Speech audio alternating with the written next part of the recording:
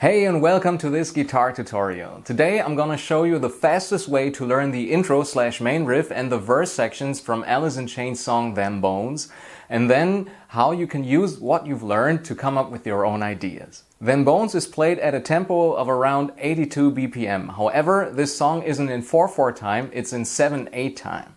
And this is exactly where this quote-unquote shorter feeling time signature can cause problems for people who have never played in odd time signatures before. Before we get started with the riff, you should tune your guitar to drop D.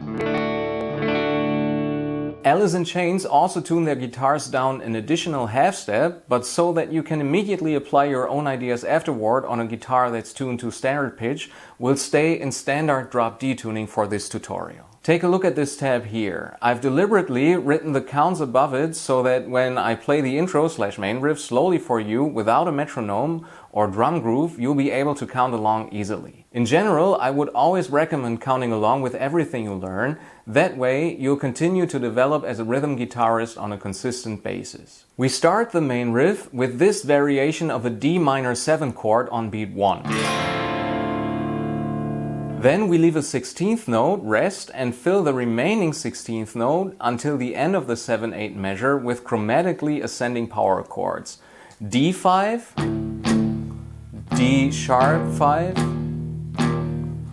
E5, and F5. Apart from the unusual rhythm, this riff is actually quite easy to play. So you count this 1 and A, 2 E and A, 3 E and A, 4 E, 1.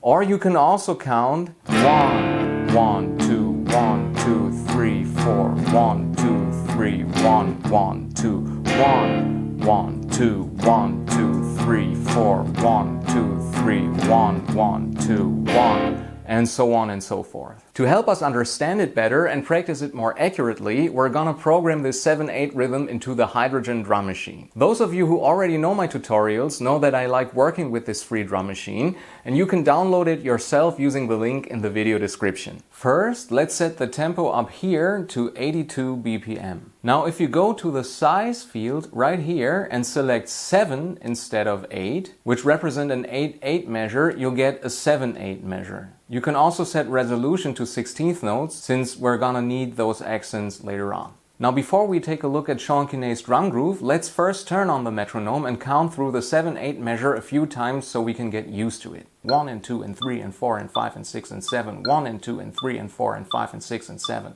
I highly recommend trying this yourself and experimenting with different tempos as well. That way, if you come across this type of time signature again in the future, you'll be able to navigate it comfortably at different speeds without any problems. Here you can see how I've recreated what Sean Kinney is playing on the drums in the song. Playing along with a drum groove is not only more fun, but it's also useful if you're looking for inspiration when composing your own riffs or chord progressions.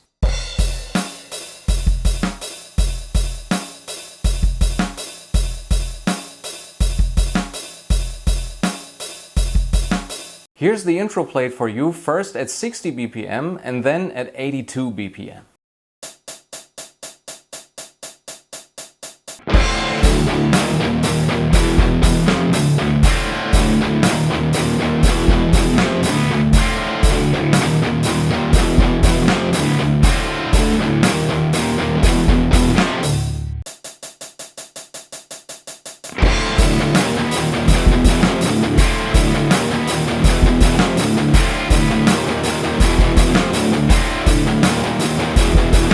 Now take a look at the tablature for the verse sections. These are actually even easier to play than the main riff because here we're only striking each power chord once.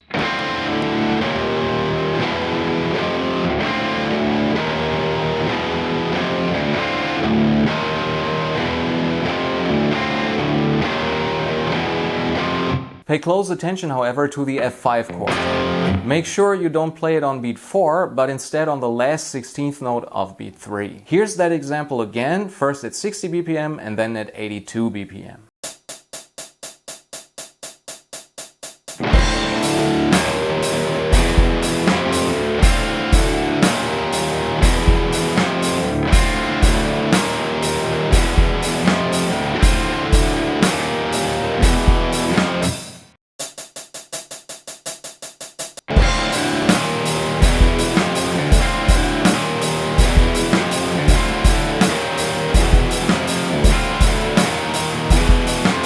Okay, now let's take a look at how we can implement our own ideas in 7/8 time. For this part, I've tuned the guitar back to standard E tuning. It's best to start with simple power chord progressions in a key that you're comfortable with. I'm gonna play around a little in A minor first, and then in E minor, while displaying the corresponding scale degrees and chords on screen.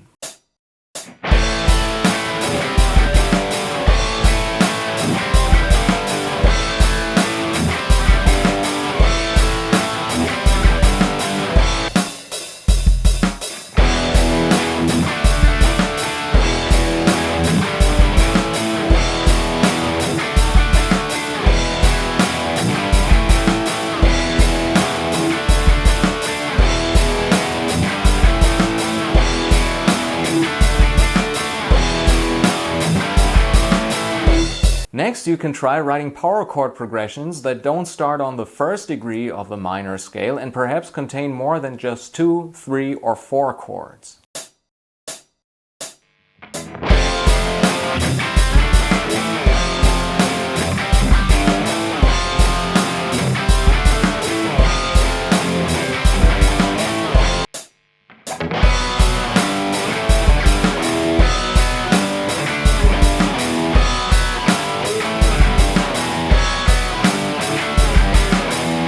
Just by changing that one thing, you'll come up with far more interesting chord progressions than most people write.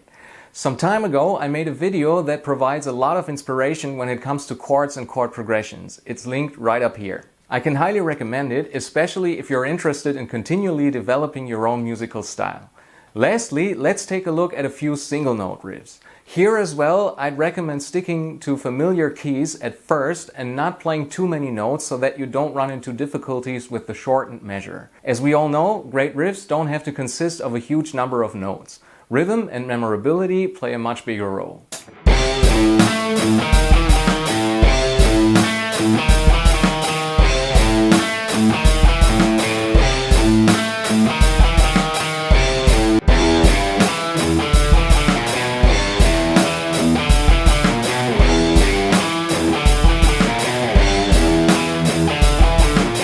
Feel free to experiment with combining chords and single notes as well.